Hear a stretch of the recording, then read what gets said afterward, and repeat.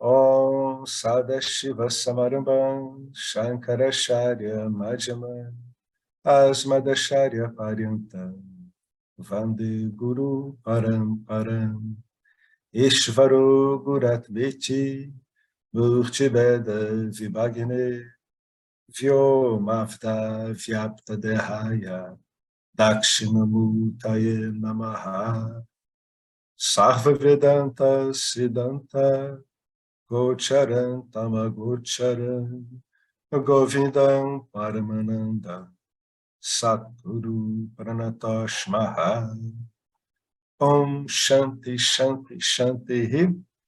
Bem-vindos a mais um encontro sobre o livro Experiência e Conhecimento. No tópico anterior, o James ele explicou, né, não é bem um equívoco, né, mas é uma inadequação no uso do ensinamento Ajatavada para quem faz um questionamento a partir da perspectiva dual, né? Porque o Ajatavada, ele na verdade, ele é o final da linha, né? Então, é como se você botasse o carro na frente dos bois. Está certo.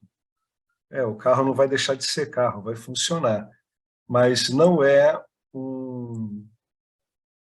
uma abordagem que ajuda, né, um investigador cuja natureza e implicâncias desse reconhecimento ainda não estejam claros para ele.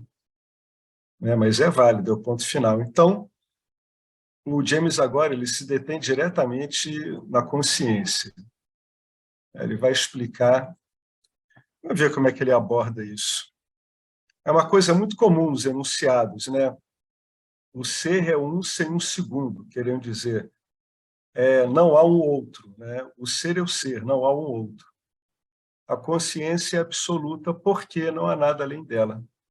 Consciência e absoluto são sinônimos, né? Ele tá apresentando isso.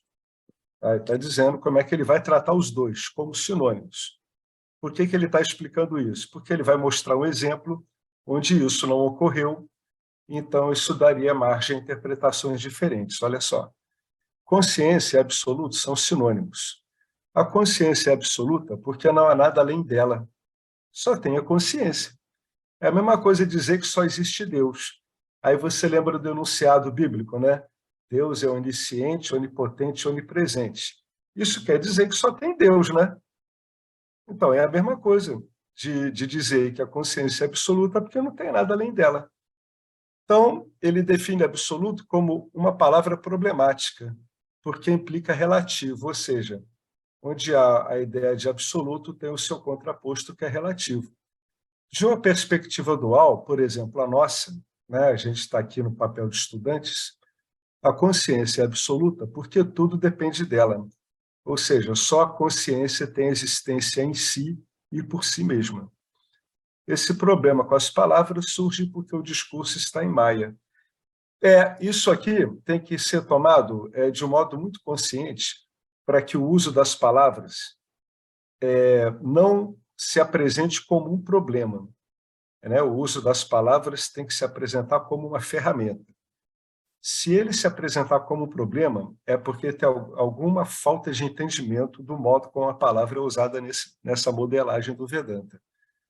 Isso é fundamental, porque a gente está lidando com a confusão, saindo através dela, através dessa confusão, por meio das palavras, né?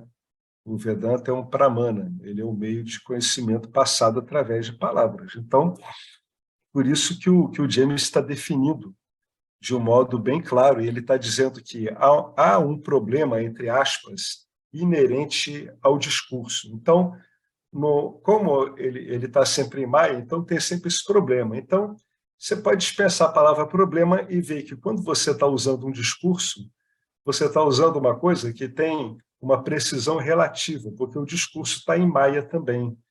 Ele passa pelos problemas de velamento e de dificuldade que existem em maia. Então, qualquer discurso nunca aponta diretamente para o que está querendo apontar. Ele tem um significado implícito e explícito. Então, é por isso que a gente tem que entender bem qual é o papel do discurso aqui, para que a gente não se perca, às vezes, em debates sobre a natureza do uso dessas palavras. A gente tem que ver se o contexto onde elas são usadas faz sentido e tem a ver com esses modelos que o Vedanta propõe. Né? Por isso que ele está querendo dizer, né? Tem um problema inerente ao discurso. Por quê? Porque ele está em Maia. Por quê? Porque a ignorância está em Maia. Né? Então, o discurso é um artifício, é uma bomba de efeito retardado que vai detonar a ignorância através de Maia e em Maia. É assim que funciona o discurso. Ele também tem uma existência ilusória. Né? Ele está para lidar com um problema ilusório. Então, o que o James comenta aqui? Ele vai comentar uma confusão muito comum, e vocês veem que, na verdade, não tem confusão nenhuma. Olha que interessante. Regularmente recebo e-mails de pessoas do mundo todo que leem a afirmação de Nisargadatta, né, Maharaj, de que o absoluto é anterior à consciência. Daí, aí ele vai comentar o e-mail, né, de onde veio esse quiproquo, esse debate. Conforme discutido no meu e-mail anterior, recentemente tive minha primeira experiência de despertar, que me fez perceber que o eu é, na verdade, o observador e também o observado. Estabilizei-me no eu sou e esse estado está presente sem esforço. O eu sou, ele é a consciência refletida. Só que a consciência refletida, compreendida como refletida, ou seja, você não está adicionando adjuntos a ele. É quando a pessoa responde assim, você sabe que você está consciente? Aí a pessoa sei. Entendeu? Isso é o efeito da consciência refletida. Ela dá essa ideia de autoexistência, de que você existe e sabe da sua existência. Então, conforme o Nisargadatta tinha preconizado, esse rapaz ele se estabilizou no que o Nisargadatta chama de eu sou, que é esse senso de existência. E esse estado está presente sem esforço. Também entendo que buscar experiências místicas é um desperdício de tempo, justamente não porque sejam ruins, muito pelo contrário, mas é porque são experiências. Por um lado, vejo que a busca acabou, mas por outro eu tenho dúvidas, pois quando eu olho para Maharaj, Nisargadatta, né, ele categoricamente diz que absoluto é anterior à consciência universal ou anterior ao eu sou. Está vendo? Né? Mas como é que a gente traduz isso? Ó? É como o James vai explicar, ele vai usar a equivalência que ele fez antes, entre absoluto e consciência. Bem, se essa é uma realidade não dual, como preconizam os Upanishads, e é para lidar com os Upanishads que a gente está estudando o Vedanta, é ou não é, né? O Vedanta é a sistematização dos Upanishads. Então, se os Upanishads dizem, né, que essa é uma realidade não dual, se os livros não duais mais antigos do planeta dizem que isso aqui é uma realidade não dual, não há separação entre sujeito e objeto, o que as escrituras dizem que é isso mesmo, é não dual, então há apenas a consciência. Isso quer dizer que não tem nada como que possa existir anteriormente à consciência. A consciência é o próprio absoluto, é uma questão de terminologia. É o eu sou, no sentido de que é o que é, ou seja, consciência. O Nisargadatta estava provavelmente se referindo ao corpo sutil, quando ele disse consciência. Né? É a consciência refletida, é aquilo que a gente tinha falado. Provavelmente, se você trocar consciência, se você trocar consciência por consciência refletida e trocar absoluto do Nisargadatta por consciência, aí você tem um modelo igualzinho. É por isso que esses ensinos eles têm uma equivalência, né? Você vê através disso que, no fundo, é uma questão de terminologia, mas eles estão funcionando do mesmo jeito. Eles estão evidenciando para o estudante o mesmo tipo de funcionamento, muito embora, às vezes, falado, né, de um modo diferente e até usando o mesmo termo para dar significados diferentes. Então, tem que ter cuidado com isso. A gente tem que procurar compreender qual o contexto em que determinada, né, pessoa está falando. Então, ele diz aqui, é a consciência refletida, né, a tal da consciência do Nisargadatta, e a pura consciência anterior a ela, ou seja, é a fonte do seu reflexo, é o tal do absoluto. Então, consciência pura é o absoluto e a consciência refletida é essa consciência que o Nisargadatta usa. Aí você entende direitinho. E essa constatação eu sou é por causa da presença da consciência refletida no corpo sutil, ela que dá esse senso de existência. Quando esse senso de existência ele é sequestrado pela função egóica, o que o ego acha? Ele acha que, devido a esse senso de existência, ele existe por ele mesmo, né? Eu tenho uma existência própria, eu sou um ser, aquilo ali é o mundo, aquilo é estranho a mim, aquilo é uma outra pessoa, é um outro, é uma outra. Isso é meu, isso é seu. Isso é quando o senso egóico se apropria dessa consciência refletida, que ela é inerente ao funcionamento do corpo sutil. Então, esse sistema todo ele tem que ser ensinado a entender isso, né? Que, na verdade, esse eu sou, ele decorre de um ser último que é impessoal. É por isso que você consegue observar a sua pessoalidade. Se a sua natureza fosse pessoal, você não conseguiria observar a sua pessoalidade. Como a sua natureza é impessoal, você consegue ter um instrumento na manifestação chamado discernimento, buddhi, né? o corpo do intelecto, capaz de conseguir construir uma visão dessa. Ele é educado, ele é treinado a conseguir observar o funcionamento da própria mente.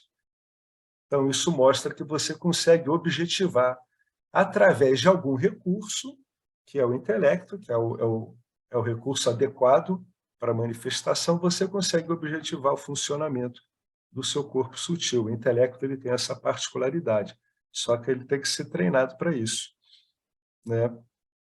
Aí, depois dele resolver esse problema e ele acabar indicando que, no fundo, eles estão ambos, né, Nisargadatta e o Vedanta ortodoxo, estão indicando o mesmo modo de funcionar do corpo sutil, né, e essa associação, consciência refletida, etc., as equivalências. Aí o James explica uma coisa interessante, é importante saber a história desses caras, né? Nisargadatta ele não era um professor, né? Ele teve contato com o professor dele, com o guru dele, mas ele em si não era um professor. Inclusive, a origem do Nisargadatta é da Nisarga Yoga, que é um ramo específico de uma yoga bem regional da área dele. Eu não tenho informação nenhuma disso, mas é uma yoga que lida, né, com essa suposta transcendência do mundo aparentemente dual. Então, Nisargadatta não era um professor de Vedanta. Ele apenas fez afirmações de acordo com sua própria experiência. Seria preciso estar lá para compreender suas declarações dentro do contexto ou questionar o Nisargadatta. Também pode ter sido um erro de tradução. É fácil perder muita coisa quando se passa de uma linguagem para outra, especialmente se você não sabe quem você é, ou seja, se esse trabalho de tradução é feito por uma pessoa que não tem uma visão clara do que ela é e de como o Vedanta ajuda a compreender isso, né?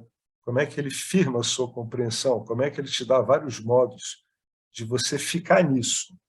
É o grande ensinamento do apontar direto. Fique no eu sou, na consciência. Então, o Vedanta tem um monte de recursos para você estabilizar isso. Essa afirmação sugere que a mera realização da consciência não é o suficiente, que a pessoa tem que ir além dela, como se houvesse alguma coisa outra do que consciência absoluta, né? Então, a gente tem que aprender a equivaler as palavras. O importante é que esse denominador comum, que para o Vedanta chama-se de Brahman, ou seja, né, Ishvara sem atributos, é o Nirguna, né, não tem atributos nenhum. Nesse caso aí, você tem que encontrar uma equivalência disso em qualquer termo, porque na verdade tem, né? Se você vê o próprio Deus hebraico que diz eu sou o que sou, se ele for interpretado, né, ao pé da letra, aquilo ali é uma declaração de unicidade, não tem nada fora dali. Então você tem que começar a fazer esses padrões e procurar a palavra assim mais abstrata, aquela que junta menos atributo. né? Às vezes as pessoas reagem com a palavra Deus porque elas estão acostumadas a ouvir Deus um tempão e Deus é cheio de peso, né? Ou então uma pessoa que vem de uma história mais evangélica não vai usar, não vai conseguir equivaler a Jeová por causa disso. Então, por isso que tem esse jogo de palavras. Para você, dentro dessa floresta de significados, o Vedanta vai te ensinando a usar isso favoravelmente, como se você estivesse montando um caminho no quebra-cabeça. Ele vai lá e vai substituindo. Então, usa a palavra consciência, então usa a palavra absoluto. O Ramesh Balsekar ia dizer para você, usa a palavra número, né? Você não consegue associar atributo nenhum a número. E alguns outros sábios, como Atmananda Menon, eles dizem para ter um pouco de cuidado, porque vai ter uma hora em que a própria ideia de grandeza de Brahman vai ter que ser questionada como apenas uma ideia, dentro da noção de espaço-tempo, né? Então, é um questionar muito profundo no modo como a gente se liga no significado das palavras, porque, no fundo, é isso que permite a gente ter uma história e se identificar com ela, é o quanto a gente se liga nela. Então, você aqui passa a ser um cara que vai deslizando entre essas aderências sem ser agarrado por nada, até que no seu significado reste apenas a sua existência bastando a si mesmo e autoconsciente, né? Então, o que o James está dizendo aqui? Que a dificuldade de uma afirmação dessa, como ela não é explicada, é que ela pode dar ideia para a pessoa de que ela tem que procurar algo além da consciência. E algumas pessoas dizem, não, além do absoluto. Então, isso pode criar um pouco de confusão, né, com relação afinal de contas, é para ir até onde? Né? Porque uma pessoa ela pode chegar no ponto, o Nisargadatta comentava isso, a pessoa chega, entre aspas, aonde ela é. Vamos dizer assim, usar essas palavras, ela chegou lá, né? Mas aquilo lhe parece algo estranho, é muito pacífico, é meio parado, ela ainda não compreendeu muito bem, ela ainda não está bem repousada. O Rupert Spira comenta isso. A pessoa ainda não aprendeu a apreciar, né, o repousar em si mesmo. Isso pode demorar um tempo também, né? Então, o Rupert Spira ele comenta que ele aprendeu a apreciar isso depois. Isso também é algo que pode interferir um pouco. A pessoa está muito condicionada e alguém tem que dizer para ela ficar ali. Encontrou a paz, né? O seu centro, repouse aí, por mais diferente que pareça. Então, é o que o James está querendo dizer aqui, né? Você, na verdade, não tem que obter nada, né? Você não é uma, você não está se vendo com uma consciência e que daí vai ter que rasgar para o absoluto. Não. Se for usar a palavra de Nisargadatta, você é o próprio absoluto. Você não é uma lente do absoluto, você não é um reflexo do absoluto, não. Você é o absoluto, aparecendo através de múltiplos e infinitos reflexos em múltiplas e infinitas superfícies refletoras que o Vedanta chama de corpo sutil. É isso que é entendido aqui por esse eterno ser que você é. Na verdade, em seu parágrafo introdutório, ele está falando lá do e-mail, você usa a linguagem da ação e diz que se encontra estabilizado em determinado estado. Sim, a gente tem que ir dando desconto, porque a linguagem das pessoas é muito experiencial. E o Vedanta ele cuida para que você vá retirando o peso experiencial da linguagem. Pode ser verdade, mas ficar em algum estado não remove a dúvida sobre quem você é, porque só há uma consciência e você é ela. Se isso for verdade, então o estado eu sou está em você, você não está nele, né? A consciência não está em nenhum estado. Como Krishna diz no Gita, falando como a consciência.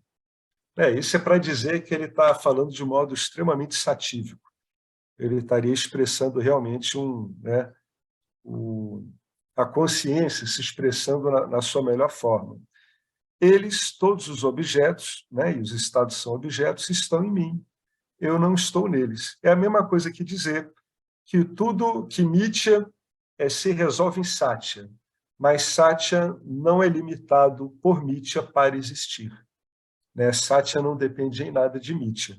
mas Mithya precisa da própria existência de Satya para existir. É a mesma coisa que o Krishna está falando aqui. Né? Eles, né?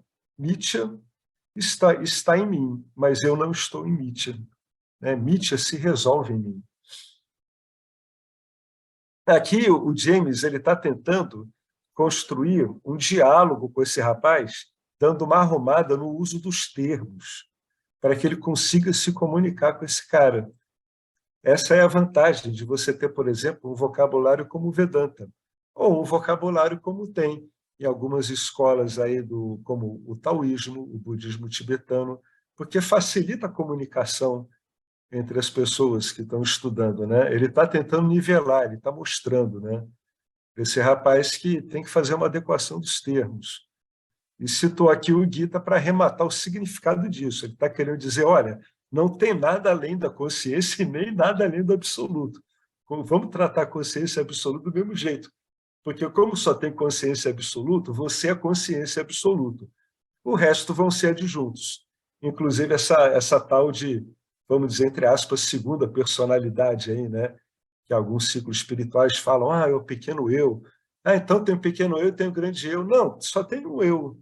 Então o Vedanta ele prefere não fazer concessões à linguagem e se firmar conceitualmente o mais próximo do que ele pode, da impressão de verdade que é passada pelos rishis, e a partir dali ele se firma ali, né? E ele convoca a investigação ordinária da pessoa para ela verificar isso.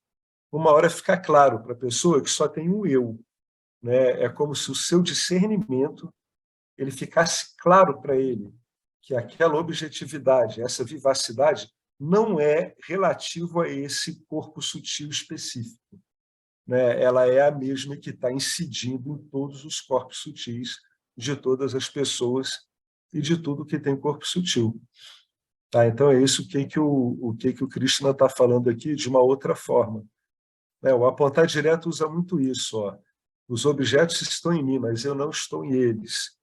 Né? Ou então os objetos se resolvem em mim, mas eu não me limito a eles. Tudo sou eu, mas eu não estou limitado a nada. Né? É o mesmo modo de falar isso aqui. O rapaz continua. Né? Entendo que o conhecimento conduz à libertação, e é a única coisa importante. Mas, se você olhar para o que Maharaj diz, ele também está falando sobre uma experiência. Aí o James diz o seguinte, olha, ele pode estar falando sobre isso, mas quem é aquele que conhece a experiência? É a testemunha última, que é o nome que a gente vai dar para isso. Né? A gente está usando um modelo para entender a nossa experiência ordinária. E nesse modelo a gente permitiu aí a construção da tal da testemunha, né, última, testemunha imóvel. É como você encontra ela na sua experiência. Você não tem como negar que você está sempre aí. Então, o que a gente chama esse estar sempre aí? É a tal da consciência testemunhante na sua experiência ordinária. Essa não se modifica. Então, o que o James está conversando com o rapaz aqui? Ele está dizendo para a gente evitar aquelas regressões infinitas. Quem é aquele que sabe, daquele que sabe, daquele que sabe, né? Que às vezes a gente vê em alguns ciclos espirituais. Ele está dizendo, não, só tem consciência, é uma realidade não dual. Não dá para ter esse monte de observadores dos observadores escalonados ad infinito. Ele está falando isso para o rapaz compreender, finalmente, em termos de... Ele conseguir expressar na palavra dele, quando diz assim, o que é uma realidade não dual?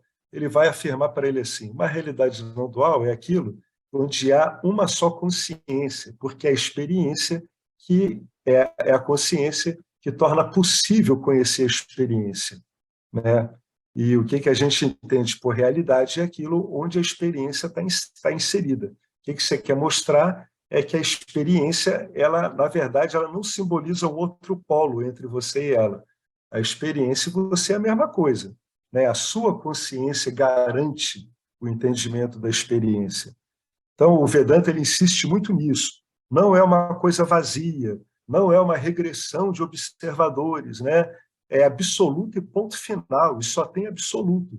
E só dá para ser absoluto porque os Upanishads dizem que é não dual. Então não dá para eu ficar dizendo que a consciência tem partes. O que é esse monte de coisa que aparece no mundo? O Vedanta chama isso de projeções. Né? Projeções não têm existência própria.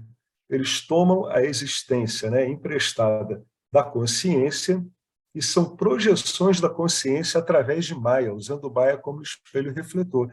Então, por isso, o Vedanta usa a metáfora da aranha e da teia.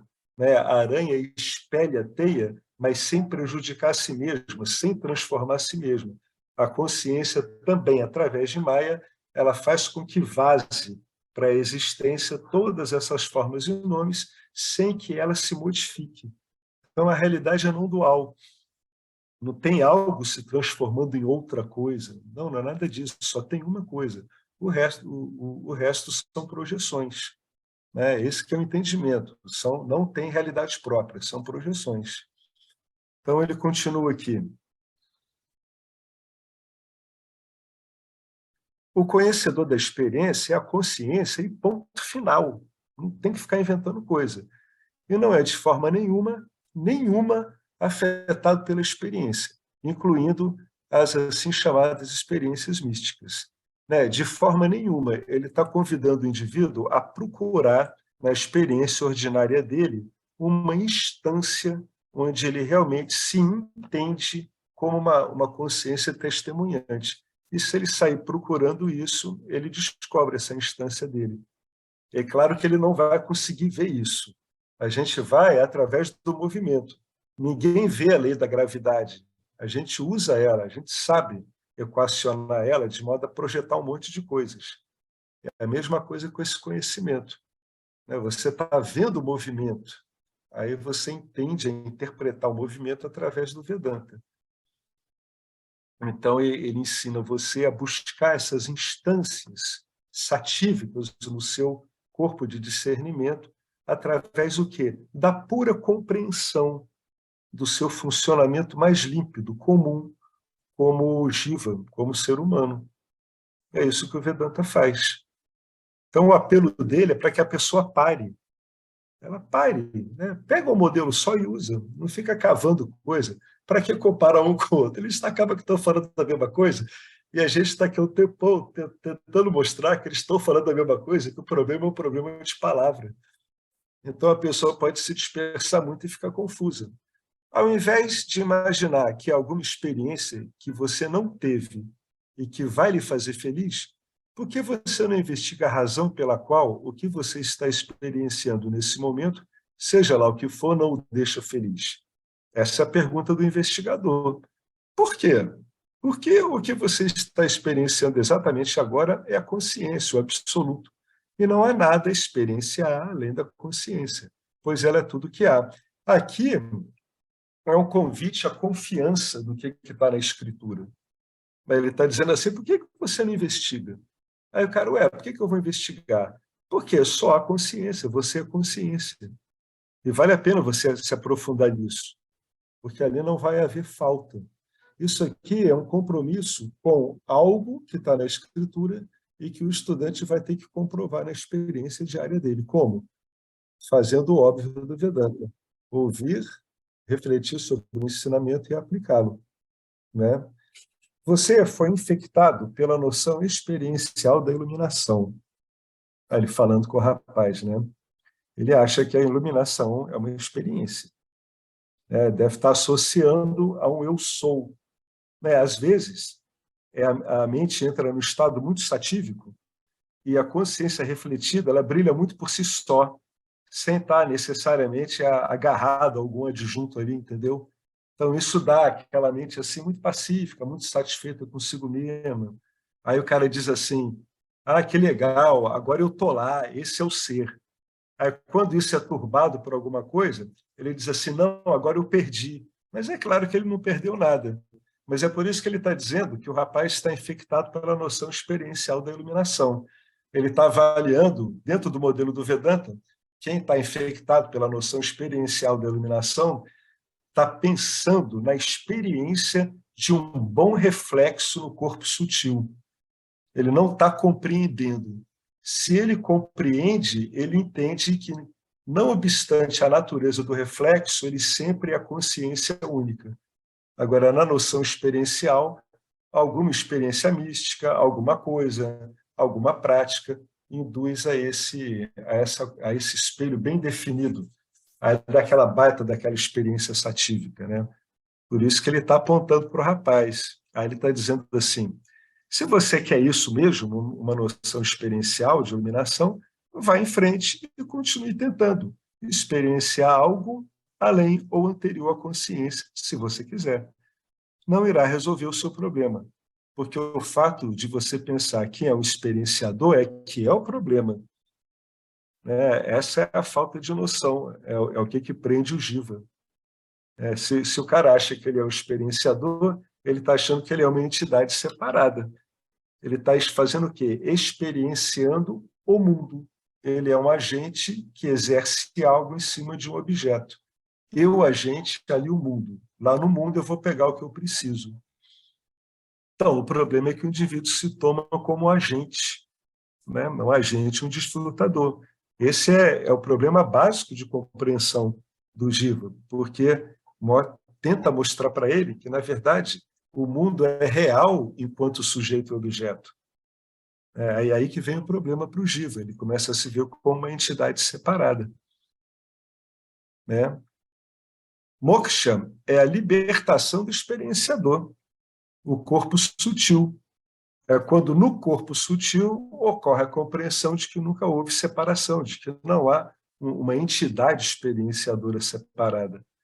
A única forma disso acontecer é compreendendo que você não é o corpo sutil, ou seja, você é a consciência não dual, sem ação e comum. Né? É a consciência que existe no dia a dia. Onde eu vou encontrar? No dia a dia. Quando? Agora, por exemplo.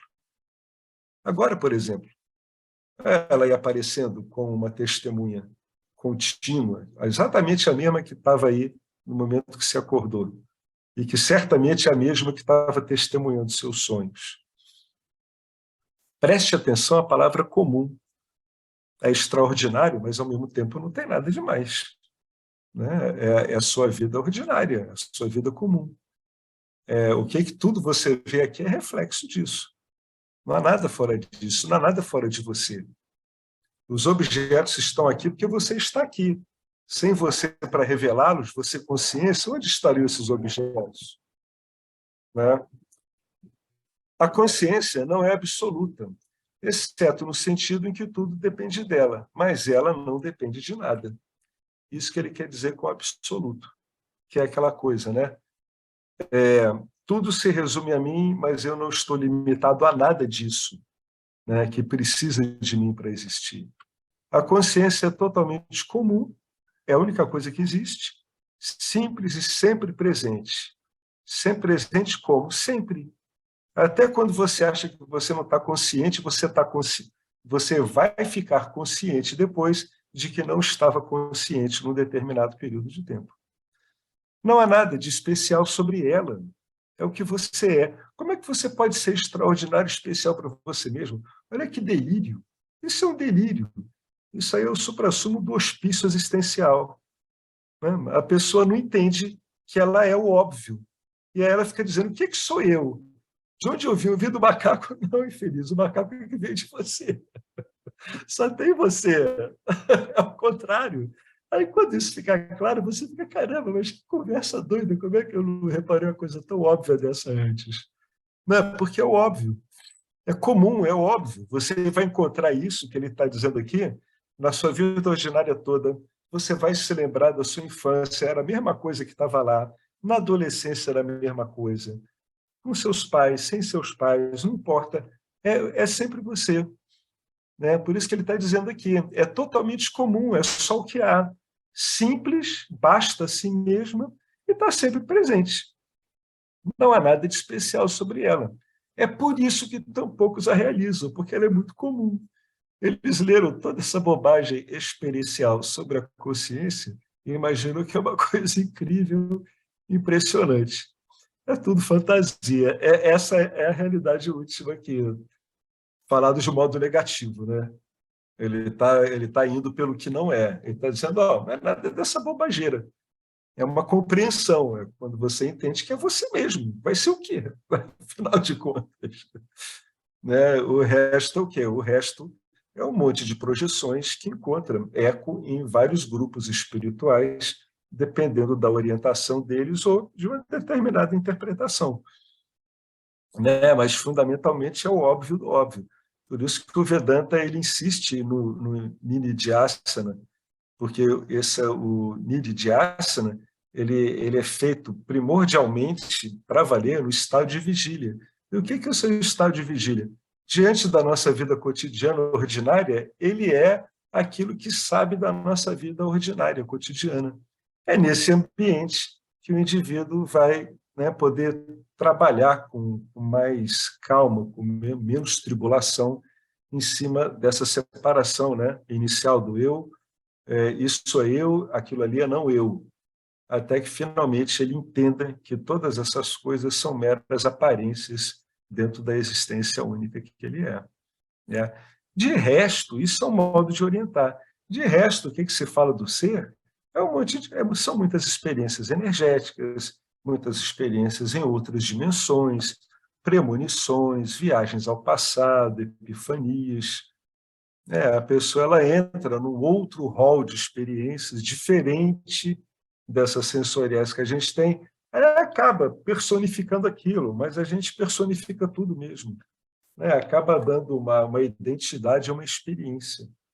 Tá? Não é inválido, contanto que a pessoa sabe o que está fazendo. Não tem problema. Né? Mas, de resto, é muito simples, é na vida ordinária.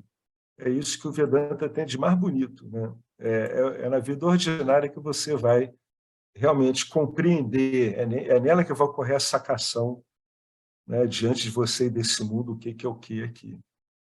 Alguém quer comentar alguma coisa sobre esse? É um, é um trecho longo, né? E é bem interessante. Muito bom, aliás. É sempre essa insistência para a pessoa aprender a parar. Né? Ele diz, cara, é simples. Nisargadatta dizia isso. Ele dizia, olha, tem gente aqui que chega na paz, passa pela paz e sai correndo. Ele dizia, não, vocês têm que aprender a valorizar a paz. Se vocês gostam da paz, vocês têm que aprender a valorizar ela. Não adianta me dizer que vocês querem paz e as suas atitudes perante a vida não estão representando a paz que vocês estão querendo. Porque a pessoa ela escapa para ela. Por quê? Porque o que ela é muito sutil, é ela mesma. E a gente está tão atravessado com objetos densos e sutis que é como se a gente fosse, sabe, resvalando assim no alvo, e aquilo ali não firma, porque a gente está acostumado a um ambiente mais turbulento. Mas o Vedanta ele tem uma vantagem, ele vai tornando o teu corpo sutil cada vez mais sutil, mais sutilizado. Então você consegue cada vez mais focar de um modo mais adequado. Ele vai sutilizando os seus sensores, né? Porque no começo a gente é muito atabalhoado. Por causa de quê? Por causa da busca pelas experiências, pelos objetos.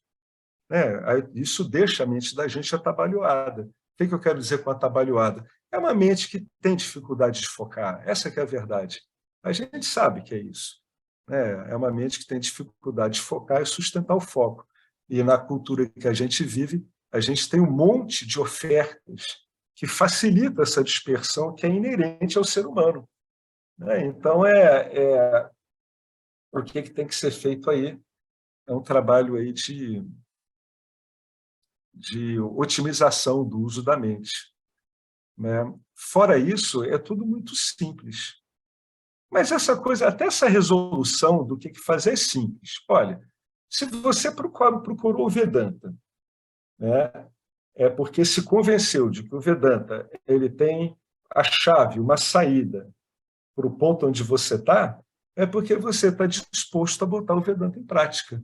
O Vedanta é um método, ele só funciona como método. E ele funciona desse modo sem fantasia nenhuma. Ele funciona na sua vida ordinária mesmo. Ele não usa de ideias e projeções que você tem, ele não usa nada disso. O Jnana Yoga não passa absolutamente por nada disso, por técnica energética nenhuma, nada disso. O Jnana Yoga obriga você a ter uma mente extremamente contemplativa. É uma mente que ela vai se acostumando a repousar numa ideia e ficar lidando com aquela ideia, na maior parte das vezes sem interpretação. Aí, às vezes, vem umas sacações sobre aquilo. É assim que ocorre a meditação em cima desses textos. A pessoa vai ficando com aquilo e vão vindo os flashes, né, as elucidações, vão vindo explicações que ela já ouviu, vão aparecendo outras que ajudam ela a compreender naquele momento. Esse é o resultado da meditação vedântica. Até que a dúvida, né, sobre aquele ponto ali, ela reste apenas num silêncio, né, de compreensão, só isso. Alguém quer falar mais alguma coisa? Antes da gente continuar mais um pouco? O assunto que ele tocou aqui é muito importante, muito interessante. Vale uma ótima reflexão aqui, né? Eu vou continuar, então, a ler, e lembrando sempre isso, tá? É importante a pessoa não ficar devaneando e aprender a reconhecer esse novo lugar, entre aspas, quando ele vai aparecendo. A pessoa tem que reconhecer e ficando nele. Né? Isso é uma habilidade que vem vindo com o tempo, se for necessário. Aí ele fala aqui de um tópico muito interessante, o ensinamento do não ser, né, que é o primeiro movimento, né, é o net-net, né, não isso, não isso, não isso, é o equivalente ao net-net do Buda. Bom, aí ele faz a primeira definição. Tá, como é que a gente vai usar isso aqui? Aí, isso aqui é a verdade? Não, isso aqui é um recurso. A verdade é não dual, ela não comporta essas explicações, não faz sentido. Tá? Ele aqui está usando um recurso para desfazer uma confusão. Qual é a confusão? É a identificação do estudante com os objetos. Tá? Essa que é a confusão. Então, o que ele vai dizer? Ele vai usar um ensinamento provisório, é uma ferramenta provisória, né, para dar um efeito, para desfazer o encanto. Tá? É o ensinamento do não ser. Aí ele começa. Vamos definir aqui, todas as manifestações são não ser. Agora vamos entender em que contexto ele está falando do não ser. Por quê? Então ele começa aqui com o e-mail que foi mandado para ele. Eu estava me perguntando se absoluto e consciência são ou não sinônimos. E Sirine Zargadata disse algo sobre essa questão, que deixou uma vaga ideia de que há uma distinção. Olha, né, é a possibilidade do deslize aí. Da perspectiva dele, pode-se concluir que todas as manifestações são o não ser, reflexos do absoluto através do ser. Tá, olha, é um jogo de palavras, vamos ver como é que o James desconta isso depois. A onda não é o oceano, mas o oceano está na onda através da água. Portanto, onda e oceano são um. O eu não se parece com o ser, mas o ser está no eu através da consciência. Então, eu e o ser devemos ser um. Ele está usando o linguajar próprio, né? Vamos ver se o James ele traduz isso aqui numa linguagem mais vedântica. Sim, todas as manifestações são o que a gente chama de não ser.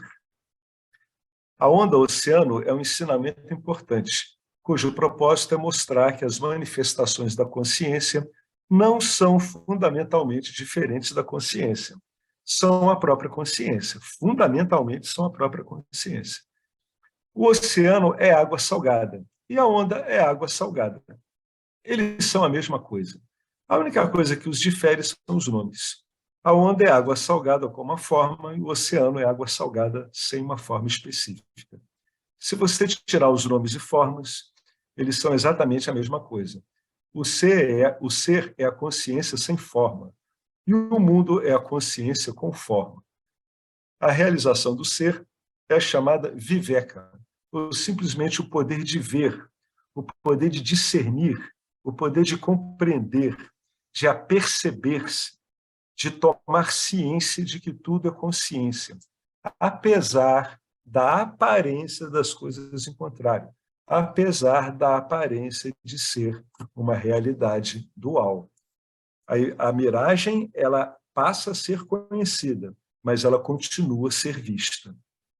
E a grande vantagem é que, sendo conhecida, ela não consegue mais exercer o papel de miragem, de iludir a pessoa. É a mesma coisa, né? Maia não exerce mais a capacidade de iludi-lo, embora você continue vendo os efeitos de Maia. Mas sabe que são efeitos, são miragens. Outra boa analogia que pode ajudar a entender a não dualidade é a do ouro e os ornamentos. Você tem um anel de ouro. O quanto do anel é anel e o quanto dele é ouro. Não há anel à parte do ouro. Ao derreter o ouro, o anel desaparece, mas o ouro não. Portanto, o anel é totalmente dependente do ouro, mas o ouro é completamente livre do anel, né? O anel se resume ao ouro, o anel se resolve ao ouro, mas o ouro não está limitado pelo anel, né? O anel em si desaparece no ouro. Ele é tão livre que pode se tornar um colar, o ouro, né? Um anel, um dente ou qualquer coisa sem sacrificar nada de si. Cláudia é o anel, ele está falando para a mulher que escreveu, né? Cláudia é o anel. E você é o ouro, é a consciência. Cláudia é você, mas você não é a Cláudia, né? É o fundamento último. Vale ficar contemplando isso. Tudo sou eu, mas eu não me limito a nada. A própria redução de Nietzsche a Sátia. É quando a pessoa diz assim: ah, você é a Cláudia, né? Aí você diz: não, não, a Cláudia sou eu, mas eu não sou a Cláudia. Esse que é o falar direto. Claro que você não vai falar isso, né? Pelo amor de Deus. Mas é o correto a se falar. A Cláudia sou eu. Ah, então você é a Cláudia? Não, não sou a Cláudia, mas a Cláudia sou eu. Esse é o falar correto, assim, vedântico seria esse. Gente, eu vou parar então por aqui, tá? A gente para aqui, já por causa da hora.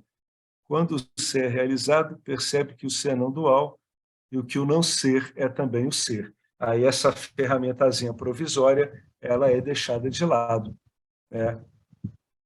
Depois dessa arrumada na perspectiva para desbagunçar, aí a mente da pessoa está mais sativizada, né? Está Alex, mais pronta. Oi, quem fala? Ah, o é, Silvio. Oi, Silvio, tudo bom?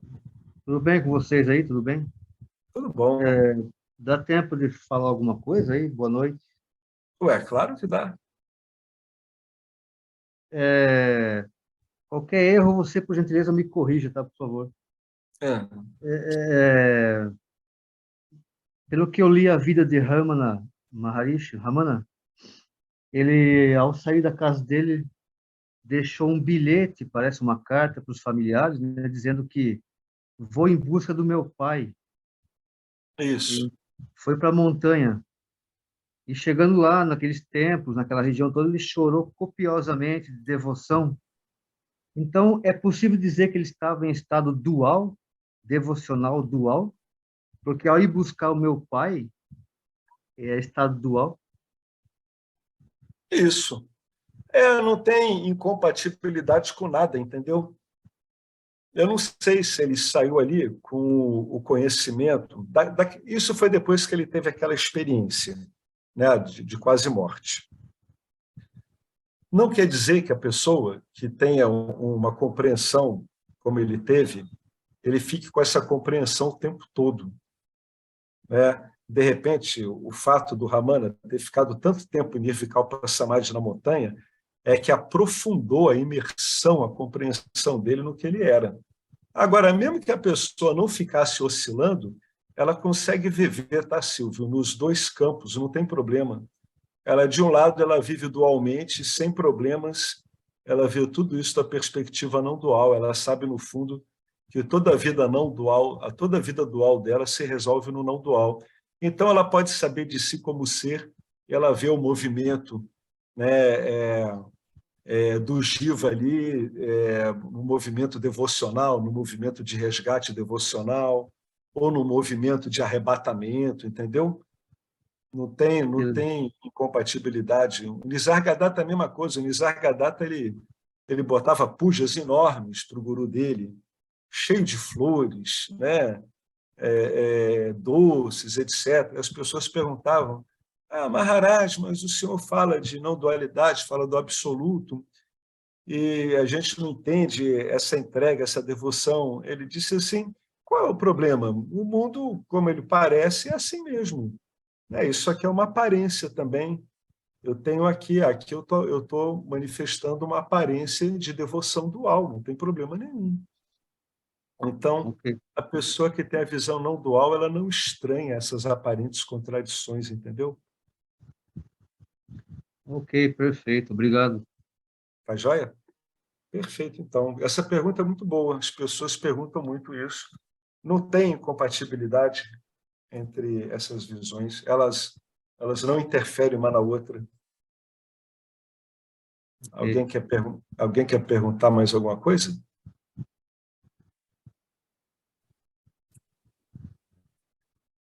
Bom, pessoal, então, um feliz ano novo, né? Feliz ano para todos aí também, obrigado. Todo mundo, aproveitem bem a virada e fiquem sempre com o Vedanta, discriminando e vivenciando tudo ao mesmo tempo. E a discriminação, ela, além de tudo, é generosa, ela não impede que você viva o que tem que ser vivido. Olha que bonito, né? Você começa a viver como se estivesse em várias dimensões. Lembra? Alguns escritos que tem lá no Panchadasi, que diz que o sábio ele é que nem um corvo, né? Que ele olha o mundo com dois olhos ao mesmo tempo, cada olho olhando para um lado da realidade. Ou é como uma pessoa que vai tomar um banho, né, no dia muito quente no Ganges, aí da cintura para baixo ele está refrescado pela água, e da cintura para cima ele está naquele sol abrasador, né? Então, onde a gente for passando, a gente vai sempre olhando com esses dois olhos sempre. Aí vai se acostumando com essa mente assim. No começo parece discordante, depois não tem nada a ver, tu vê que sempre foi assim mesmo, só tinha se dado conta. Beleza, gente? Beleza. Falou então. Então Ok, vamos gente, lá. obrigado, obrigado, Alex, obrigado a todos, boa noite. Feliz ano para todos. Todos vocês também. Om Purnamada Purnamidam Purnamudachyate Purnasya Purnamadaya Purnamiva Vasishate. Om Shanti Shanti Shanti. Gratidão ao Vedanta, gratidão a Ishvara, gratidão a esse ensino se perpetuando ao longo de milhares de anos, né? Aqui a gente está na virada de um ano, esse ensino tem milhares de anos, né? Então, gratidão a tudo isso, gratidão a nós mesmos e até o ano que vem, né? Falou, gente. Tudo de bom, boas entradas. Tchau. Obrigado a todo mundo. Olá, queria trazer aqui para vocês o quanto eu tenho me beneficiado dos ensinamentos do Vedanta. Esses ensinamentos do Vedanta, eles mudaram a minha vida, o meu estilo de vida, né?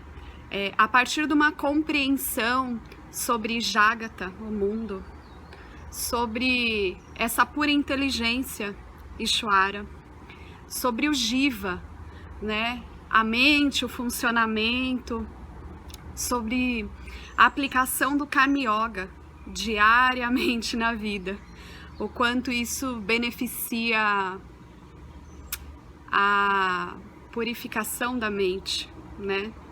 Para poder daí acessar aquilo que é mais valioso. Aliás, eu diria sem valor estimável, inestimável, né? Uma riqueza profunda, que é a compreensão sobre os ensinamentos de Satya, a consciência, a existência ilimitada que sou. Bom, eu sou uma aluna de Vedanta, desse grupo, Vedanta Brasil,